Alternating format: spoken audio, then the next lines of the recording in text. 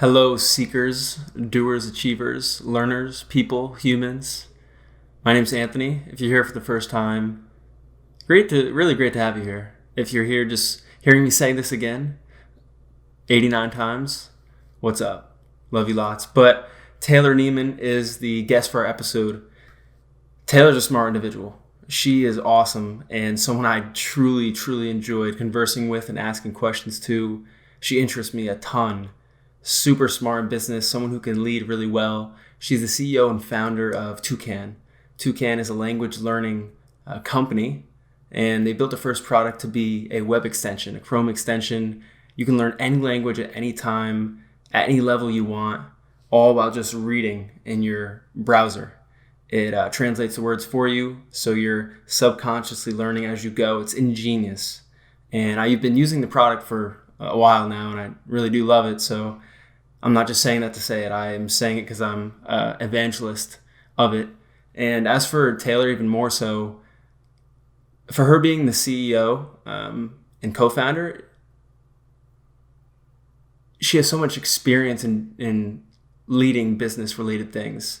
She did strategic partnerships when she was at FAIR and worked at Headspace and Signs previously, all before they came to be what they are today, of what we know of them as massive companies. So she is someone to go the full journey and building something great. She's doing it in front of our eyes, and I really appreciate her joining to talk about everything she's doing and a deep dive on personal and professional stuff. So hopefully you enjoy, and I'll see you soon.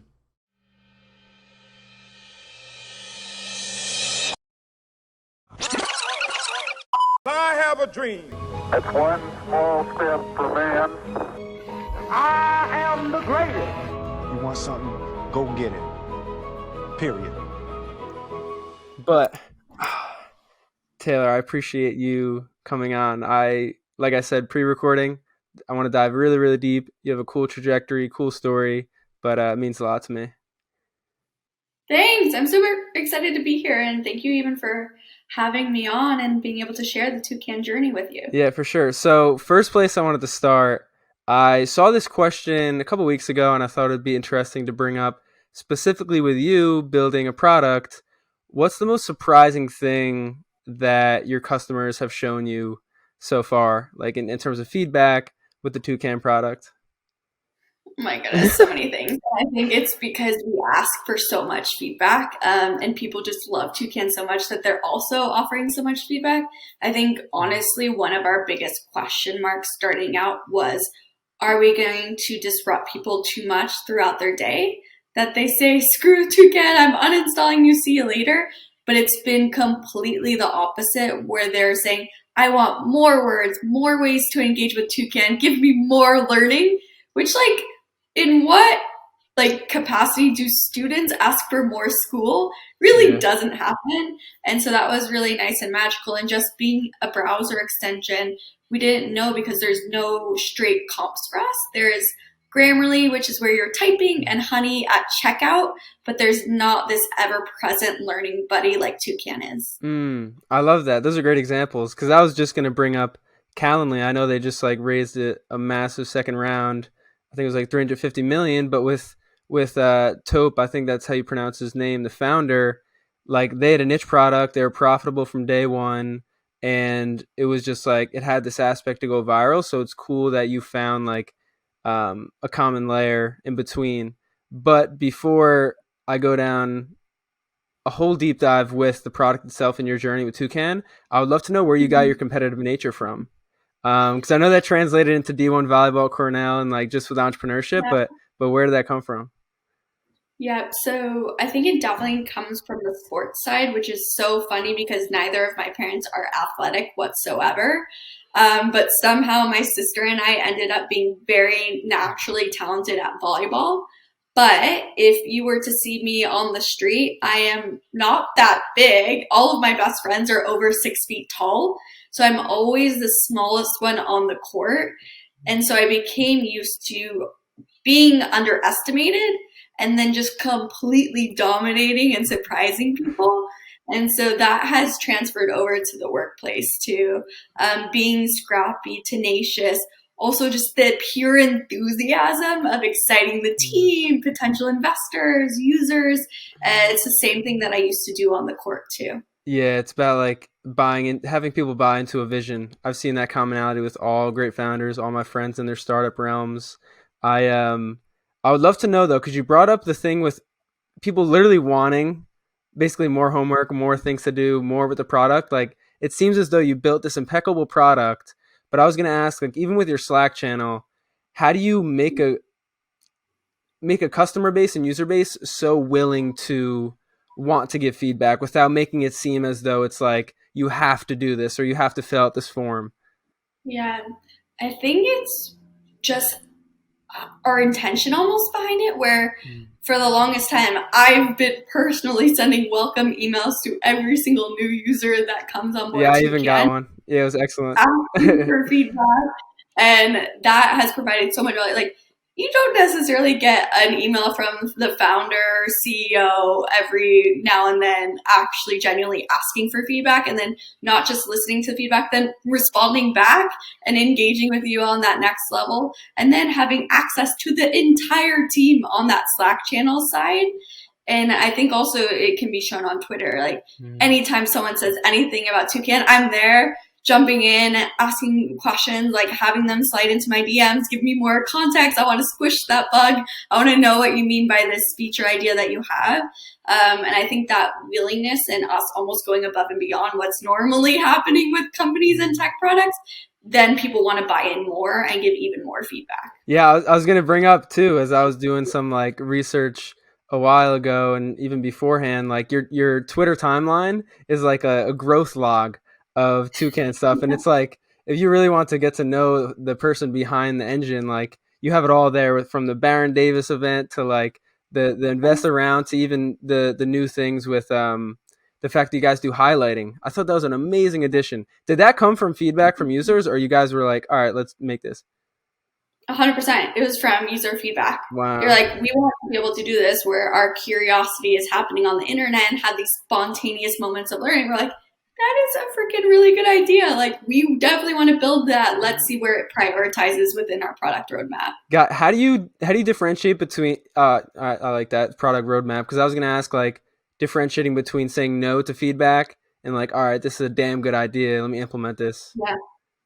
So it's what we try to look for in the user feedback is almost patterns. So there may be a few very vocal people about a specific feature, but actually what keeps popping up over and over again, that is like, okay, we really need to prioritize that and get that in or get that fixed, because it's not just happening with a few very vocal people, it's happening over and over again. And then let's rejigger that within all of our competing priorities, as you can imagine, in just a high growth tech startup. Yeah, 100%. So before I ask a couple more questions with recent Toucan partnerships, and like it seems like you've been in biz dev and strategic partnership roles for such a long time in different companies, from like Headspace to Fair to even I saw Vogue was one in like 2010. Incredible.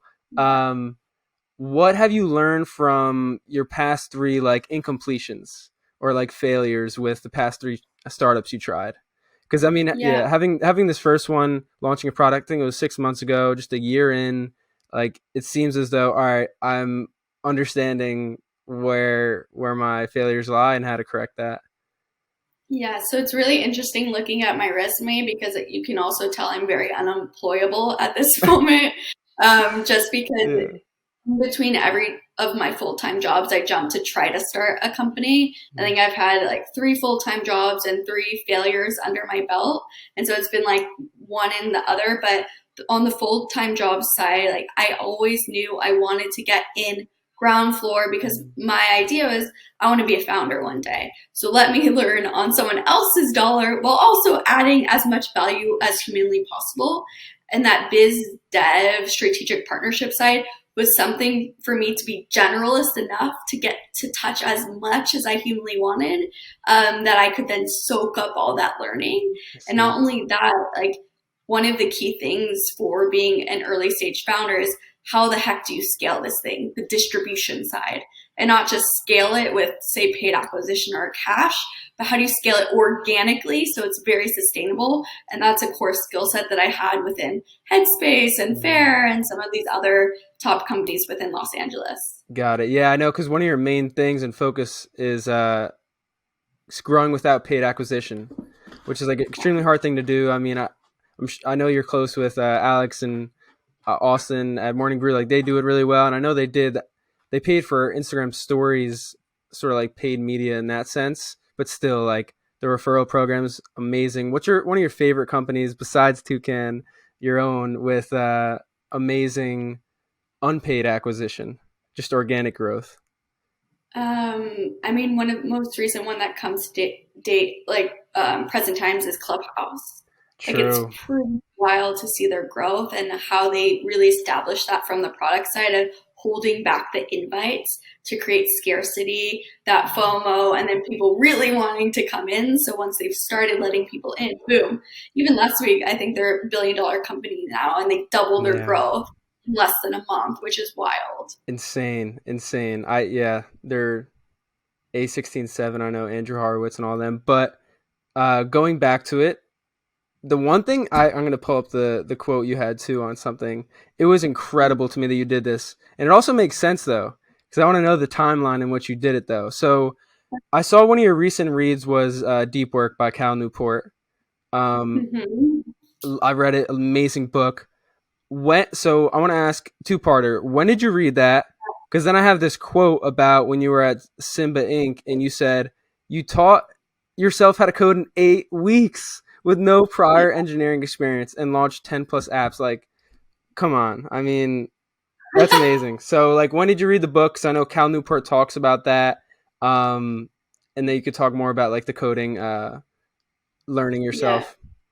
So I read that actually only recently. So within the last month or so, over winter You already break. knew. But when I taught myself how to code, that was, I really had this business idea, and I've always had so many, but I realized that I should become dangerous enough to build anything, any idea, just to the point to excite engineers and to also know what the heck I'm talking about when I'm talking to engineers and product people. I am not the smartest engineer in the room by far. I've looked for way smarter people than me, but I'm dangerous enough to get the MVPs out, to get user feedback, and to really see if it's even viable, and to recruit other people to come join me on whatever I'm trying to do. And so that's really why I did that. And one of my first startups, I didn't yet have a network in tech, so I didn't have engineer friends that I could recruit. And so as you can imagine, I recruited a complete stranger, and it ended miserably.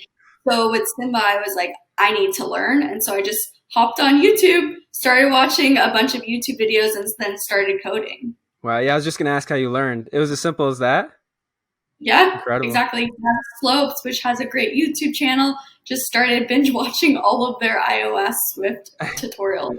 Yeah, and it's refreshing because I have friends who are CEOs, and some of them don't know how to code, but if they know how to a full stack of programming, it's just refreshing, I'm sure, for the programmers, but for the company in general. That's incredible. So from there, I was going to ask about, you're at a point now where you guys have grown tremendously. You know how to put your hands in all parts of the pie as a leader. You have 11 members, I believe, at the moment, or is it 12 full time? 12 full time. And you guys recently raised $3 million in one of your rounds. Like, where do you hope to take it this year? Because I constantly see you guys are testing things out, and then I want to ask about how you test things, like from a product or a programming standpoint, I should say, with your developers. But where do you hope to grow with your team? Because I know the raise usually funds talent acquisition, and talent acquisition is the thing that drives the engine. Yeah, so it's been very exciting to date to have such an amazing cap table really backing that vision of Toucan. With the amazing talent, we now have some really ambitious goals this year. One even just on the content side. We want to launch 30 plus language vectors this year. And that's not just English to Spanish, but Spanish back to English. That's pretty much 80% of the language learning market if we hit those 30 plus. So we want to do that this year. Not only that, different product verticals. So dominating all the browser extension sides. So not just Chrome browser for Toucan, but Firefox, Safari, heavily requested by users. We want to get those out and supported. We'll even probably do like Microsoft Edge and a few other browsers that have extension ecosystem just to support them. And then building out the feature set even more and more. We really don't have progression yet within Toucan. So what does a daily loop look like where you have some sort of goal where we can actually show you how much you're learning? That's the wild thing is when people understand and we tell them, like, you've learned now 500 words and you didn't even know it because you were scrolling on Twitter, going down Reddit rabbit hole.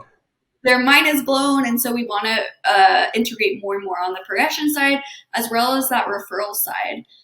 Like, what does it look like for some referral loops? Virality really baked into the product itself, besides just the amazing word of mouth growth that we've experienced. Yeah, 100%. So, like, with the recent feature that was added, the highlighting to then being something be translated, how does that look in terms of, all right, got the feedback from a user, cool idea, let's ideate with the team, to like, all right, it's now implemented, you guys can use it? Okay, so it's really interesting timeline. The team moves pretty fast in the fact that once it's on the roadmap, and we have a product roadmap, but we're also nimble enough because you can only have a plan for so long until you get hit in the face and you got to change it. You got to be nimble to be able to predict what's happening. So it probably took about like that 6 weeks from us deciding, okay, we're going to prioritize it, to now understanding where it's going to go in the roadmap. And our engineering sprints are about 2 weeks long for then it to go live and pushed out. What's really amazing about that feature specifically, Highlight to Translate, is it's almost a window into Toucan's future because we are using machine learning on that specific feature for us to start training and really get even more contextually accurate with our translations. Yeah, I see. I did see you tweet something about the importance of just getting as many people as possible to train the machine learning. Yeah, exactly.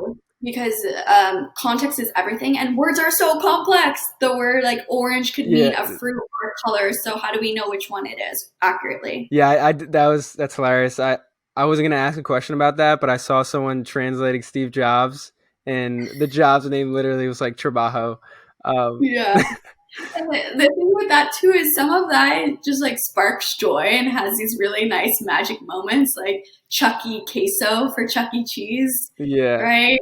Like we know that's wrong, but it's still like pretty cute. And so maybe at a future date we'll start to remove those, but in the meantime, the users really tend to like them. Yeah. That's so fascinating. So you guys are at this point, and for some reason I had this question pop into my head of like, I've personally used Duolingo. I've used like online courses or people teaching it on YouTube.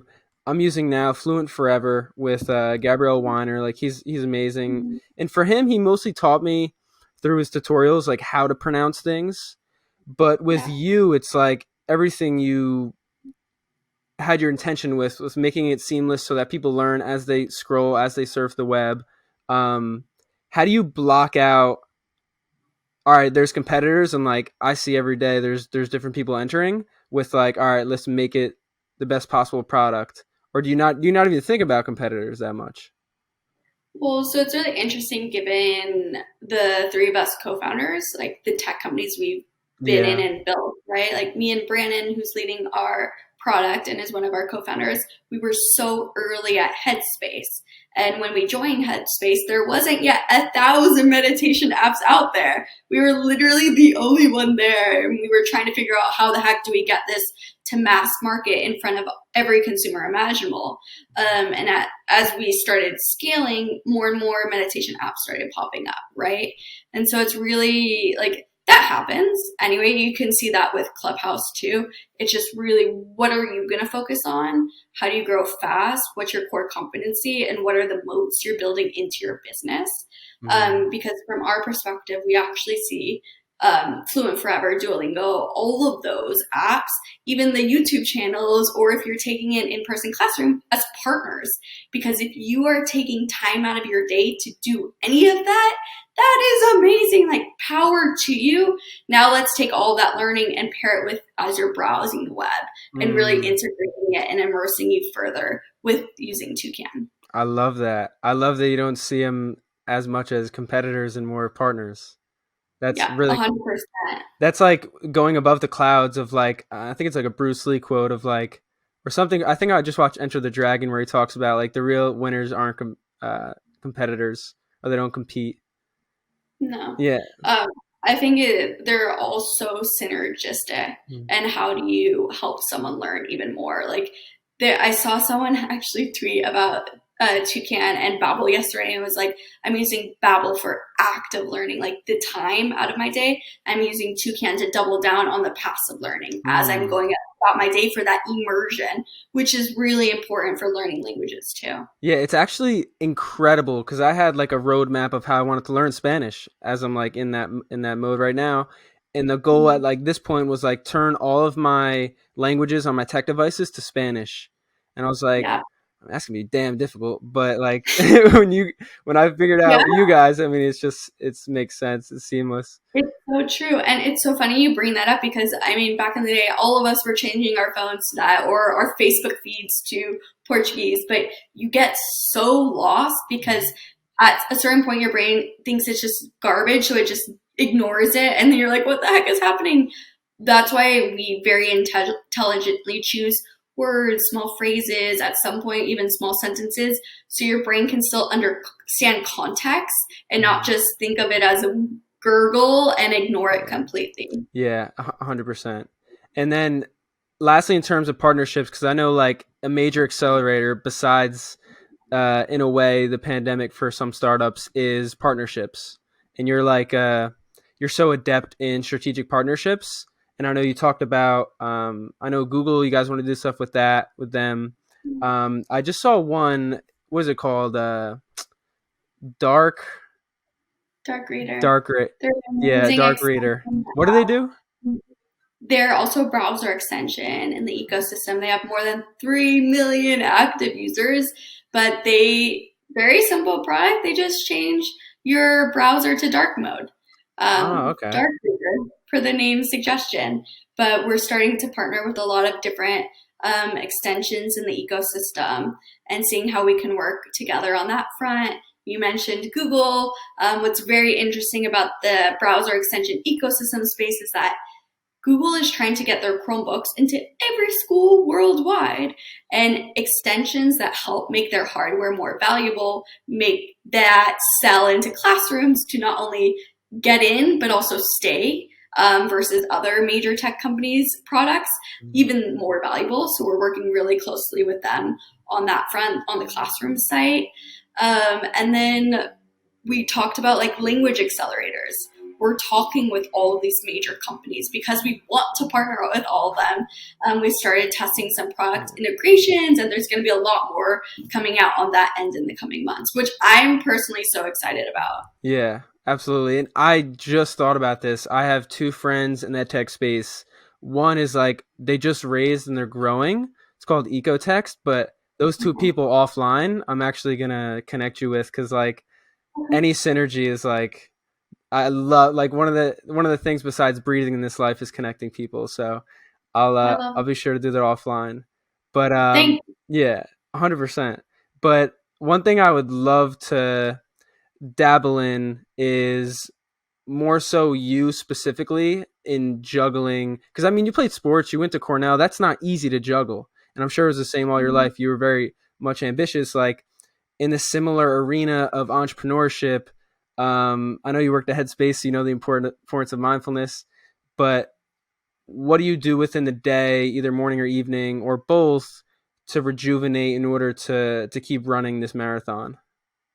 Yeah, so I'm not sure if other founders consider themselves as this, but I consider myself as an athlete. as a founder, Love that. just because it is just as tough as playing on the court as it is in the workspace. And so I try to take care of myself as if I was competing in volleyball still. So in the morning, what that looks like is actually getting out and running, doing exercise, because if I wait till at night, I will be exhausted and it will not happen.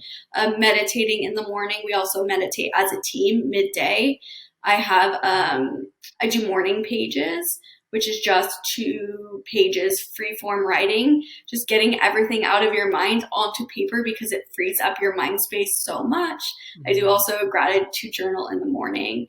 At night, I stop, like, no TV, movies, only on the weekends to enjoy, and instead trying to read, and stopping work at around 9 p.m. I try to, like, for sure you're off, and getting to bed at a super early time at like 10 p.m. I try some nights, because sleep is just so important to be able to perform. I love that. I love like every part of that resonates with me, because I've had times where I burnt out so much and I just realized just go to bed early and like you don't need to do this.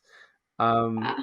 But yeah, it's very much like I find the best founders are all past athletes, or when they're founders, they do these crazy ultra races or like climb the biggest mountains in the world. I think it's just like that mindset that they have. 100%. And there's so many aspects too of the job that suits you up to be a great athlete or on the competitive side too, even just fundraising. Because if you think of it, I use volleyball, but every point is a new point that you could potentially win. And when you're fundraising, right, every meeting, it might go completely opposite. Like one might be terrible, one might be amazing, but you need to keep that even kill and still have the same amount of energy going into that next meeting. Yeah. And then one last question that's really been top of mind for me lately, and I've actually asked guests this recently when interviewing them in the podcast, is like, how do you, maybe there's not a really pragmatic answer to it, but how do you detach rejection so it's not self-rejection? As I know you explained it before, like you just got to keep even keel in the mind. Yeah, so I'm almost a weirdo in the sense that I am so used to rejection, but almost training myself. And I am the one that in a full-time job, I would ask for a raise and try to get to no, because if I got to yes too soon, I asked for too little.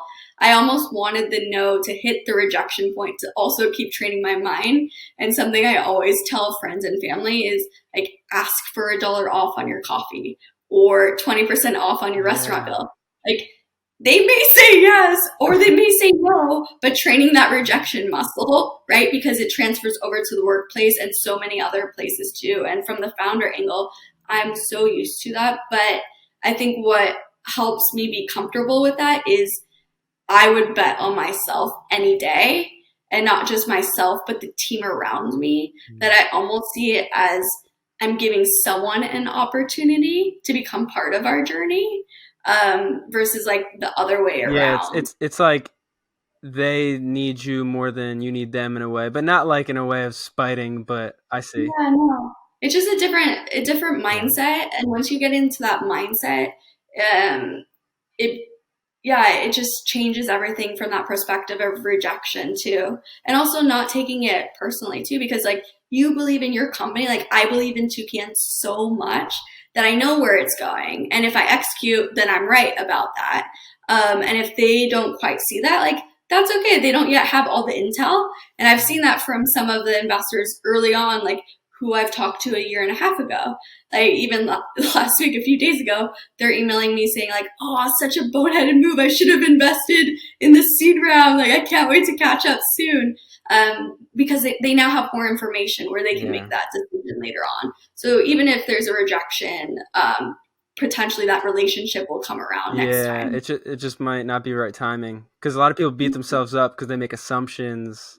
Yeah, I love that so much. I personally would love to ask you where you want to dream of being, or like the dream person you want to become. I always like to ask that. Is Dream Big Daily? But I know you have bigger aspirations for more than just certain things at the moment. I would love to hear of that. Yeah. So I think one of the things that's really important to me is the people side of Toucan, not just the business side. So on the business side, I want to build massive business that also does so much good in the world. Like those two paired together. But then on the Taylor CEO team leader side, like I want to be an amazing coach that grows my team so that they're coming in and they're seeing Toucan as a playground to learn so much while also adding value. And I also want it to almost be a playground and support for if they ever want to start their own thing, like I want to be that first check-in because I know that they've done so much for Toucan and their skills have been honed so much that they would be amazing future founders too from that perspective. Yeah, the fact that you guys do the midday meditations as a team is something I never heard of before, and that's incredible. I mean, it just points to like where you're at within internal culture and just like where you're at as you, a leader. I love that. Thank you. It's very intentional too. We do a lot of things that seem so small and so random, but add so much on that relationship side. Even midday, we have a daily stand up for the team. And at the end of it, someone gets to pass off Toucan. We have these little mascots to someone else who got, so the person who got it the day before gets to pass it to anyone on the team and say like, thank you for X, Y, and Z, really give them public praise. And then they get to give the Toucan the next day to someone else. So it's just these nice little touch points. And then even Fridays, we do something very wacky. Like there's some sort of theme or question. I think last week's was, where do you want to go on vacation once the pandemic ends? And everyone changes their Slack name to the answer. So it creates a little bit of craziness, entropy, because you can't quite find who you're trying to message. That's a really nice point to learn something about your team members. I love that creativity. That's unbelievable. I appreciate everything you did mention. And what's the best way people can bring value to you for those listening? So anyone that wants to give Toucan a try, you can download it for free. Join toucan.com. I'm always open for feedback. You can reach me on Twitter pretty easily. I am there at Taylor_Nieman, Nieman. And thank you so much too for everyone listening.